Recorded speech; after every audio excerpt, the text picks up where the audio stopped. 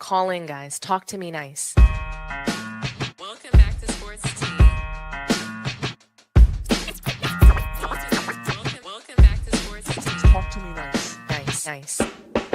Call in, guys. Talk to me nice. Call in, guys. Talk to me nice. Talk to me nice. Hey everyone, welcome back to Sports Tea. It is a glorious Wednesday. Yesterday, the Lakers got beat by the Oklahoma City Thunder. And boy, oh boy, was it a good game. Honestly, the Lakers stayed in that game pretty much through the fourth quarter until Luka Doncic was ejected. Luka gets ejected, and all of a sudden, the Lakers just completely collapse exactly at the moment that he is ejected from the game. Literally, those last 8 minutes was like watching a train wreck.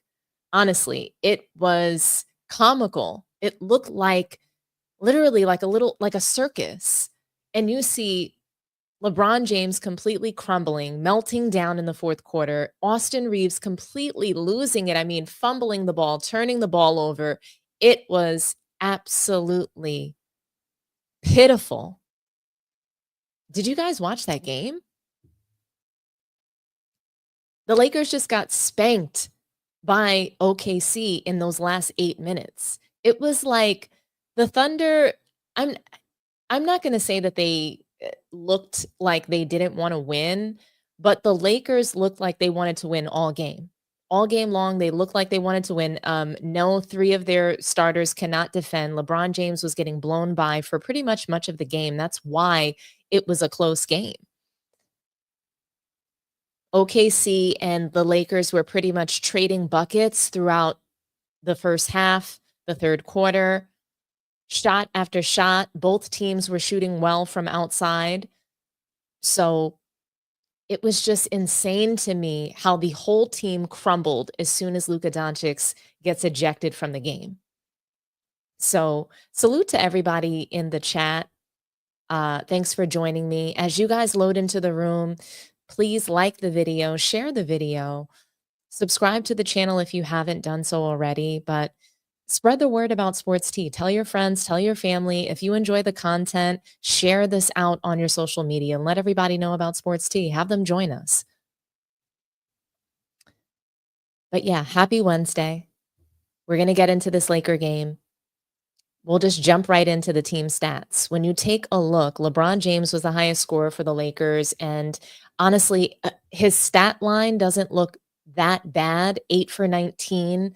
That isn't, great for his shooting. So he didn't shoot horribly from the floor, but 8 of 19 is not that great. He made most of his free throws, 90% from the free throw line. But Shai Gilgeous-Alexander, that's who we need to be talking about. 42 points.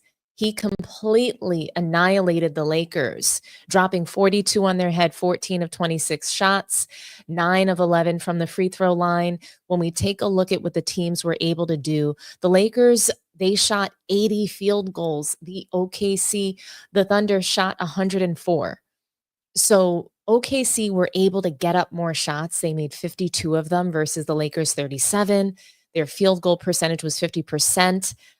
Even when you take a look at the three-pointers, they made the same amount of threes, although the Lakers shot more threes. So they shot 40 threes, OKC shot 37, and OKC just made more of them as far as the percentage is concerned. But they made the same amount of three-point shots. OKC killed the Lakers in the paint.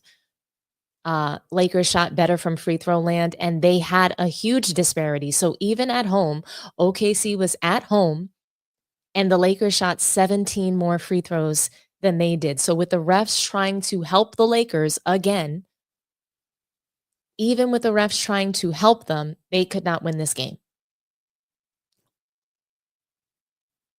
And it's funny because the team, they blamed the referees for their loss. They said that this was a personal vendetta against Luka.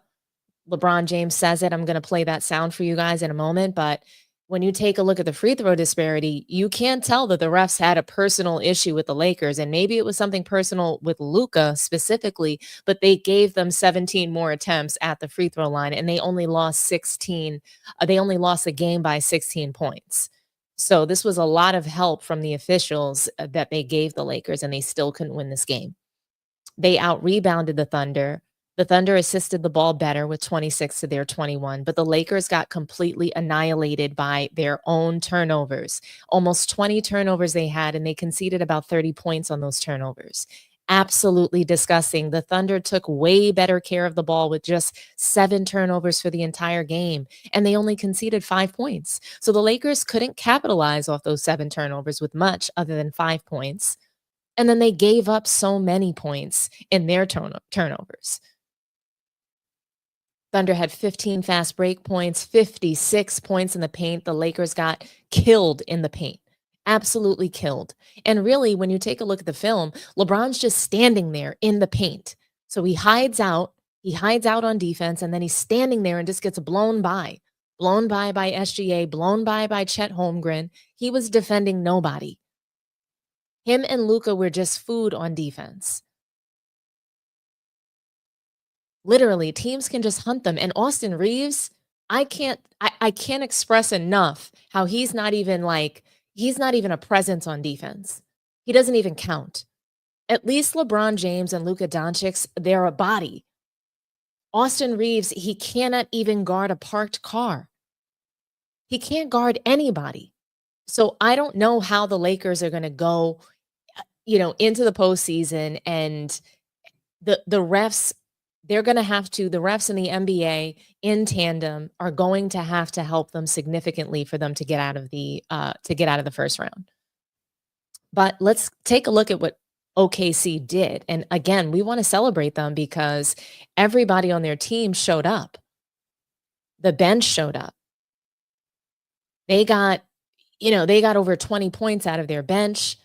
SGA leading the way with 42 points, 5 of 9 from 3. Even Lou Dort showed up from 3, hitting them. Shot after shot, 5 of 8 from the three-point line, 17 points. Jalen Williams was sensational in this game. Isaiah Hartenstein showed up. Defensively, Hartenstein was killing it. The way he blocked Luka Doncic. They were definitely staying in the game, both teams, until Luka was ejected. So I want to give Oklahoma City Thunder credit for winning this game. They decided to trounce on the Lakers and completely exploit their weaknesses. They exposed LeBron James and Luka Doncic, and Austin Reeves. They were completely exposed out there with Luka. And I'm going to tell you why they lost the game just because Luka was ejected. Because obviously their whole game plan is to have Luka and LeBron and Austin Reeves on the floor as this triple offensive threat where at any time one of them is a decoy. So, if you're double teaming Luka Doncic, you're going to have LeBron or Austin Reeves open. That's what's going to happen. And so when you're not counting on him as that decoy, whether he's playing good or playing bad, it's going to hurt the Lakers. And LeBron James is just no longer the player who can actually impact winning. He hasn't been the number one option on his team for a while. Even Anthony Davis was carrying them mightily. And now Luka Doncic has to come in and, and also provide not just that star power that the NBA and the Lakers are looking for, but also that number one option that can take them home in crunch time. And that's been Austin Reeves. Austin Reeves has been their closer. But can he do that every game against a good team like OKC? Probably not, especially given the fact that he can't guard anybody. So you need the 3 of them on the floor to make up for the lack of defense that the 3 of them can't play. So when you take a look as well as just look at this box score, guys. You have LeBron James with 6 turnovers. Luka Doncic had 3, and, that wasn't so bad, but he was ejected in the fourth quarter. So who knows how many he might have been? Who knows how many turnovers he might have actually ended the game with? But also, who knows what would have happened? Would the Lakers have won this game? It was a close game. You take a look at what their bench was able to do. Gabe Vincent had some good moments on the floor. He had a nice reverse layup. He did hit a 3-point shot assisted by Luka Doncic, but then he just kind of drifted after that first quarter. Austin Reeves was absolutely sensational in the first half, hitting shot after shot, making really nice plays. But in the fourth quarter, he was a disaster. Watching him turn over the ball, watching him fumble the ball just in open court was just absolutely awful to see. Him and LeBron were a complete train wreck without Luka Doncic on the floor. LeBron at 40 years old, given his amount of experience, he should have been able to just step in and lead the team to victory. Bum rush the lane like you always do, run full head of steam down the court. I have to say that I don't think that LeBron James is 100% healthy. He looks slow at times. He looks like his jump shot doesn't have lift in the beginning of the game in quarters 1 and 2. He wasn't scoring the ball very well. We saw him come alive in that third quarter. He hit like a pull-up 3 that it looked really good, honestly. But some of his shots look flat. He looks like he is losing, some of his power. He looks like his athleticism is beginning to wane, or he could just be a little injured. And that is what I think. I think he's losing a step. I think he's tired heading into this postseason. I don't know that LeBron is going to have the legs in his shooting to continue to hit 3-point shots in volume. And what we saw last postseason, we saw how I think he missed like 20 straight 3-point shots in a row. But I have to say that LeBron, Austin Reeves, they could not carry the team without Luka in this game. They completely choked the game away. Completely. Turning the ball over constantly in the fourth quarter. OKC went on a 29-12 run. Completely pathetic. And, Dan Patrick had something to say about it. Shaquille O'Neal had something to say about the ejection. We're going to hear from Shaq and we'll hear from Dan Patrick. So first I'll play the Shaq soundbite. 14 for 26. My Lord. After the game, though, JJ LeBron still confused about why Luka was ejected in the fourth. JJ, you're up 1 when the Luka ejection happens. Did you get an explanation for why he was ejected? Not yet. Apparently he said something to a fan. That's all I could gather. It was a great game that unfortunately didn't get to sort of finish out the way that I think every basketball fan would want because of, some decision making on some individuals' parts. I don't know why the ref was taking it personal. Luka was going back and forth at that time with a fan that was sitting courtside like Luka does, and fans get to talk out of their mind, whatever the case may be. And Luka was going back and forth, and the ref took it upon himself to think it was, verse him, whatever the case may be. But and the game was just weird as hell after that moment. The referee pool report confirms this. When asked why was Luka assessed that first technical foul, he directed profanity at a game official. Why was he assessed the second one? He looked directly at an official and used vulgar language. So that was the second one. But you can see from that baseline angle that the fan was directly behind the ref. The ref took the cursing at him as the technical foul. Luka is known to. You saw it firsthand when you sat courtside for the Mavs last year. Luka is known to.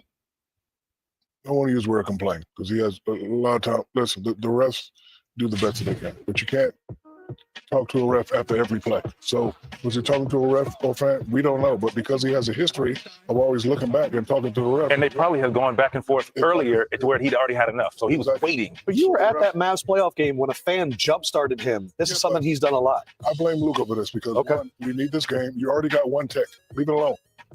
You can look at the fan and smile and do all that, but we need you in this game. We don't want to mess around and be number 8. We don't want to mess around and be in the playing seat. But again, Luka is known for complaining and talking to the referees. Was he talking to a ref? Was he talking to a fan? It doesn't matter. If you look at a ref and you're talking to him the whole game, 60 games, 70 games, when you look at him and go like this, he probably thought he was saying something to me. Right. But Luka has to be more careful in that situation. Right. I just think I want to see Luka finish the game. But Luka has to be careful. Yeah, with that being said, in the playoffs when things are heightened, more intense, a lot of emotions, egos, the whole that fans are going to now continue to do that to egg him on and try to provoke him. So like you said, I need you to do what you do night in, night out on the court. And when you get a moment, then handle it or just leave it alone. Does he get fouled and does he get hit a lot? Yes, but so does a lot of other players. A ref told me Did one it time. just go 1, 2, back to 1? Okay. I'm just wondering, is it? Hold on. Did it just? Hold on. I was trying to protect you, my queen. because What? I didn't say anything, but Please since you don't want speak, to talk, man. I mean, since you want to talk, you was like, It just went 1, 2, back to 1. But listen, I was just trying to Shaq, what I protect wanted to say is I agree with you. However, However, people aren't going to change. That's Luka. That's the way he gets fired up.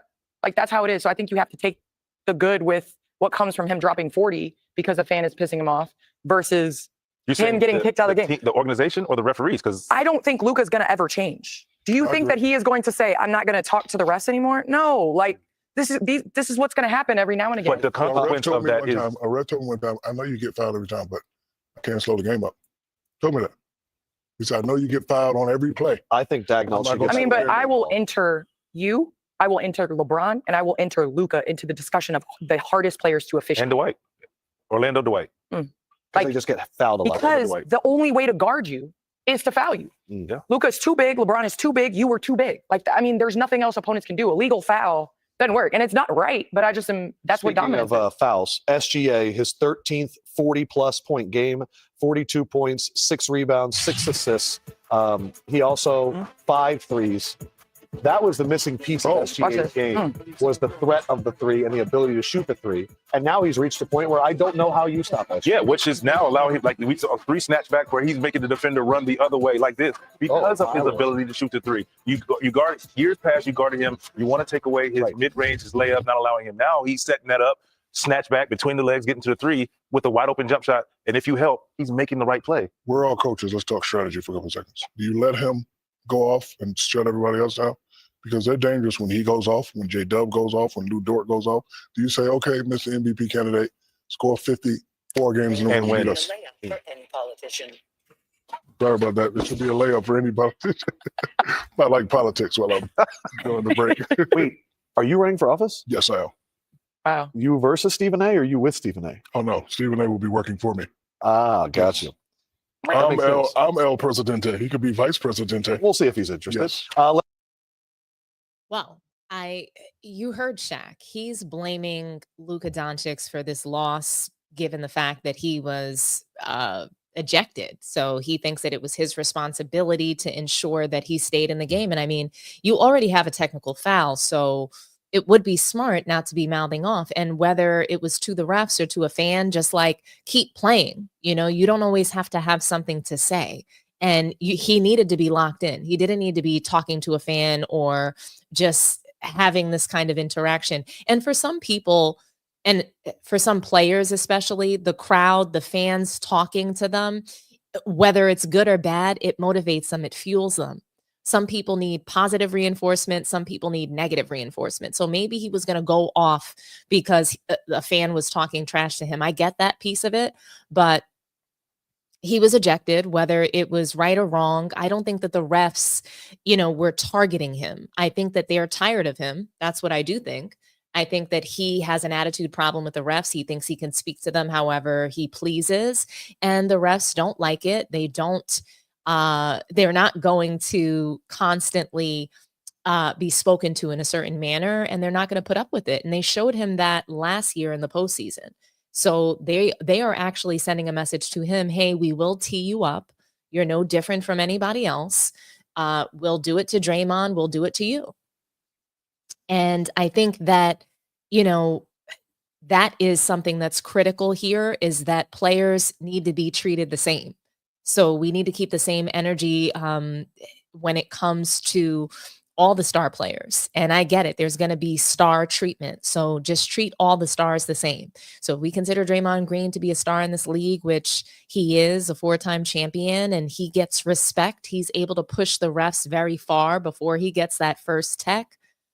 Before they tee him up, they give him a lot of rope.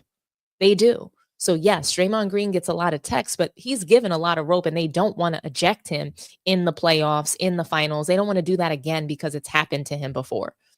right? So he has like a lot of room to act out and to be himself because, hey, it's Draymond Green. And Luka Doncic is constantly whining, constantly complaining to the refs, constantly cursing them out. And they put up with it a lot. But sometimes he gets texts because they are tired of him. So I want to actually play some sound from Dan Patrick, who, to me, he made some really good points. He said it the best. He said it the most eloquently. I would say that he made the point and drove it home surrounding Luka and this ejection. So I'm going to play it for you now. Why? Like, why does everything bother you? We had Dan Hurley, the UConn coach, and he said, I don't know why referees, bother me.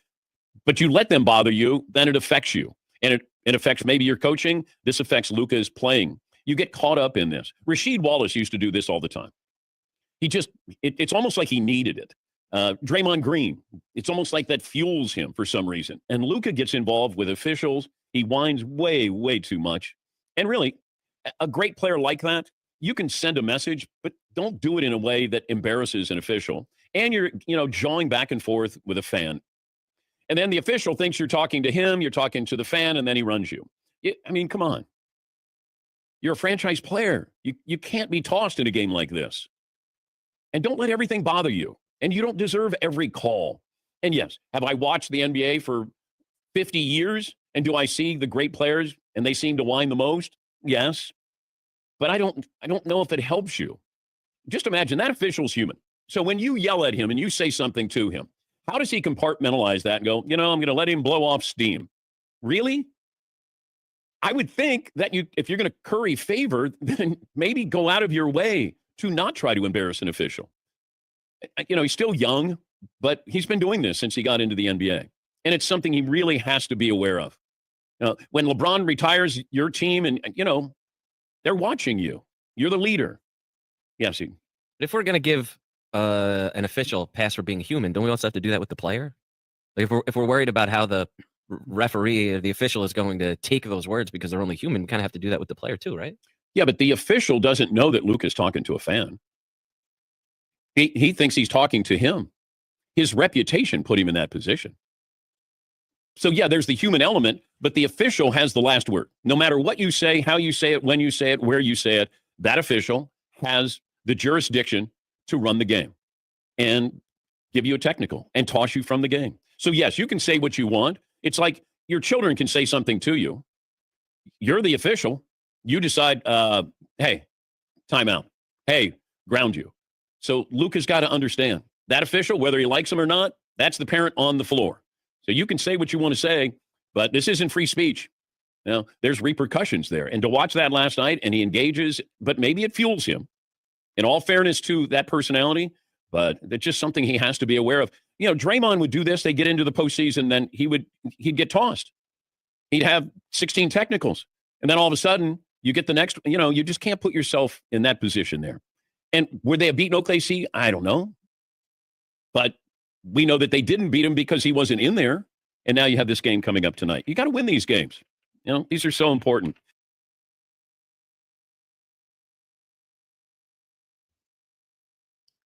So, Dan Patrick, he nailed it, in my opinion. You got to win these games. That's the bottom line. You've got to win these games. Period. You have got to win these games, and it's very critical that you take pride in what you're doing on the floor, that you ensure that you're showing up for your team, that you're thinking, right? Players today are supposed to be smarter. Why are you constantly whining on the floor? Grow up. Just grow up. This is not something that nobody can do this for you. You own it. You own your own behavior. The referees, they do have the jurisdiction to get you out of the game. So players don't have the power in that sense. They have a lot of power. They are empowered in so many ways, but you still have to carry yourself a certain way on the floor. You have to respect the refs, or things like this are going to happen. You're going to wind up getting ejected in important moments, in important games. But when we take a look at the shot selection of the Lakers in the fourth quarter and we take a look at what OKC was able to do here to the Lakers, look how many shots the Lakers made in the fourth quarter. 1, 2, 3, 4, 5. Look at OKC. 1, 2, 3, 4, 5, 6, 7, 8, 9, 10, 11, 12, 13, 14. Like 15 shots to their 5.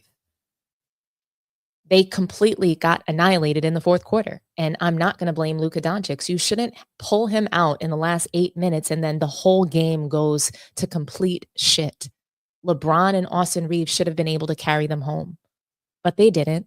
And so I'm blaming them. They needed to step up for Luka Doncic at the end of that game. So yeah, there's blame to go around, but I blame the people who were on the floor more than the person who wasn't. But it does go to show a lot for where the Lakers are at. It shows the fact that LeBron James, in fact, can't carry the Lakers without Luka. Neither can Austin Reeves. Not against the good teams. Period.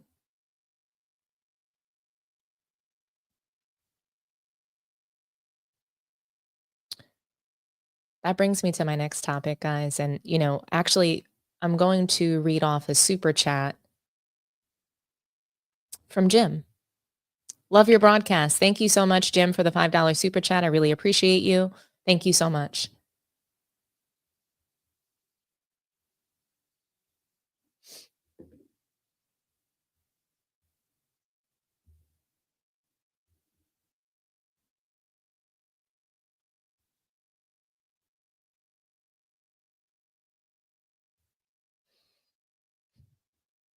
So yes, we're going to move on to the next topic. We're going to talk about Mike Malone and the fact that he was fired just right before the playoffs, which pretty crazy, right? I can't imagine how the Denver Nuggets are adjusting to this. I think that this is something that is going to impact the team quite negatively. To fire your head coach literally right at the end of the season is crazy, totally crazy work by the Denver Nuggets. And, it made me really think, I'm like, did something HR related happen? Like, why would they let him go right at the end of the season before the postseason? Why wouldn't they want to run with their most winningest coach in the last decade? I thought that was really, really interesting, to say the least.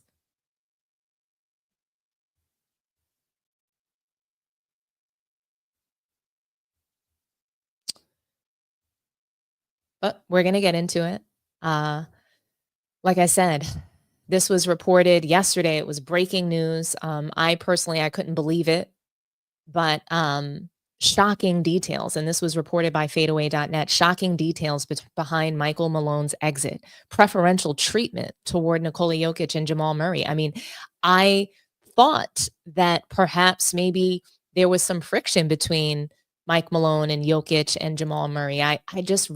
I'm like, what would cause this? And so the article continues, it goes on, and I'll read it to you. It's rare for an NBA team to fire their coach a few games before the playoffs, but the Denver Nuggets felt that they desperately needed a change in the locker room after losing their 4th straight game on Sunday. In the hours since his departure, more details have emerged on what went wrong, starting with preferential treatment toward the star players. Some players, he just rubbed them the wrong way because he's a hard-nosed coach, said Chris Broussard. Not quite as hard on Jokic and Murray, still coaches them hard, but not quite as hard on them, which rubs some guys the wrong way. Malone was very old-fashioned with his approach, and it's why he catered to his stars while favoring older veteran players like Russell Westbrook. His attachment to Westbrook is what fed into his beef with GM Calvin Booth. Malone and Booth had been at odds over everything from roster construction to the way players were used, creating tension that started to bleed into the rest of the organization. Booth wanted Malone to use younger players that he drafted and wanted Malone to stray away from using veterans for so many minutes. Jalen Pickett is a good example of this, according to league sources. Booth was dismayed that Malone went with Russell Westbrook over Pickett down the stretch of multiple games last week. The problems can be traced back to the summer of 2023 after they let Bruce Brown walk in free agency. One by one, the Nuggets lost pieces of their championship core, hoping to replace them with young and unproven talent. Malone didn't agree with that direction and continued to lean on more established veterans like Russell Westbrook and DeAndre Jordan. The lack of results and difference in ideologies created a rift between Malone and Calvin Booth, who engaged in a brutal Cold War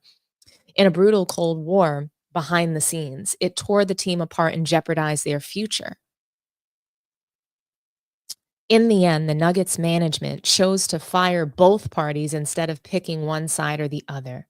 Together, they created a toxic environment that was causing some cracks from the inside out. With Nikola Jokic's future on the line, the Nuggets didn't want to take any chances, and they knew tough calls had to be made. The final straw was their recent losing streak, which now has them fighting to avoid the play-in tournament. At fourth in the West, 47-32, the Nuggets have been reeling lately, and now they are only a half a game up from the 8th seed. To save their season and bring their team together, the Nuggets opted for a clean slate, and now they will forge a whole new identity. The problem is that the NBA playoffs are right around the corner, and the Nuggets are facing a tough road ahead. I couldn't agree more. I mean, this article, obviously, they're just sharing the facts. They're sharing what has been reported. But quite frankly, the Nuggets do face a tough road ahead. They could benefit from being the 8th seed, or they could not, depending on who they get in that first round. But quite frankly, I mean, your coaching staff needs to be on the same page. Just like any job that you have, even in my job, my leadership, we all need to be aligned. If we're not aligned, then we cannot lead the team properly. If one coach is saying something different from another coach, or even at work on a day-to-day basis, if I'm saying one thing and my managers are delivering a different message to their teams, then I'm not going to drive the results that I need to drive at work, because my team is not rowing in the same direction.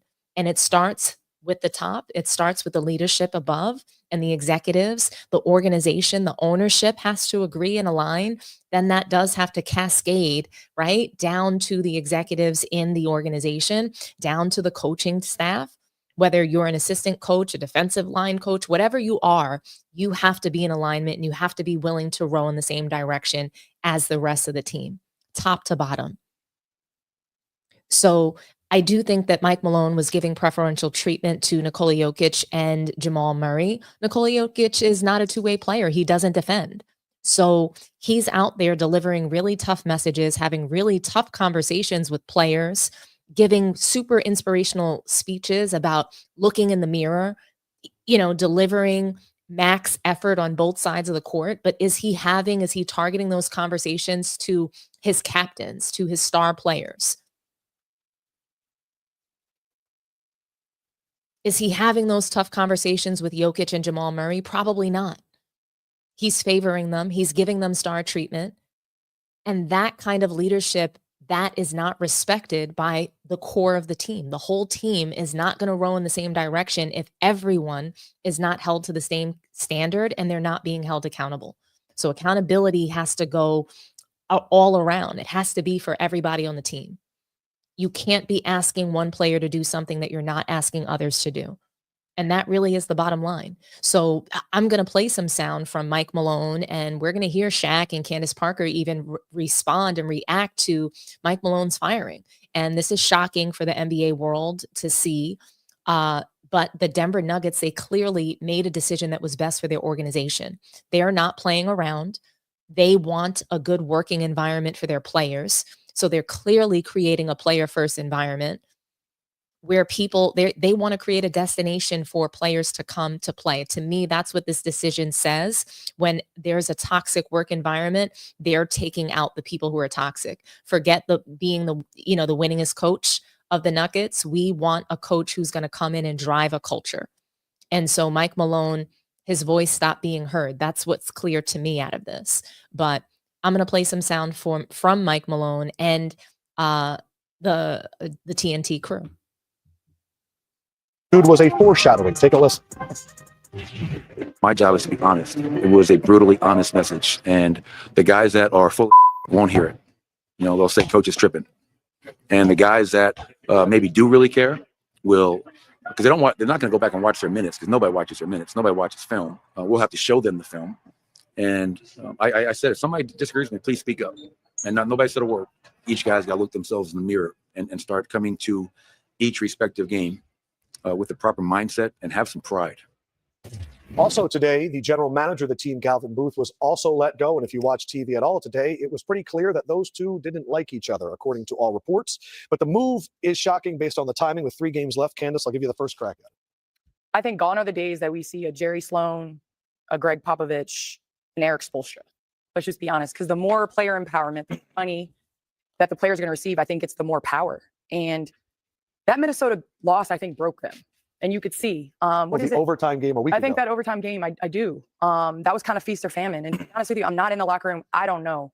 But at the same time, Jerry Buss, I think he said it best. A coach has your attention for 5 years. And that was his philosophy with things. And I think we're going to see a lot more turnover. And gone are the days of the old respect.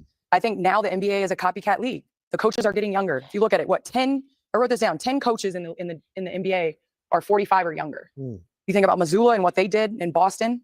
And I think everybody's taking notice of that. You talk about how Golden State changed the way that the game is played in terms of shooting. I think front offices are looking at how can coaches hold their players' attention for longer. And I think that that's going to continue to happen. And you think about JJ Redick and that hire, I think gone are the days of long tenured coaches because of the need to win now when you're spending billions of dollars on a roster to try to fight for a championship. My only thing is the timing of it all. And I'm thinking of, if I'm thinking as a player, now we're 3 games out of play-in into playoffs. And this is the time we're trying to get ourselves, our roster, the way we're going to play, our rotation, all of these things. We're in the 4th, so we have home court advantage. We're playing for an opportunity because they're still good enough.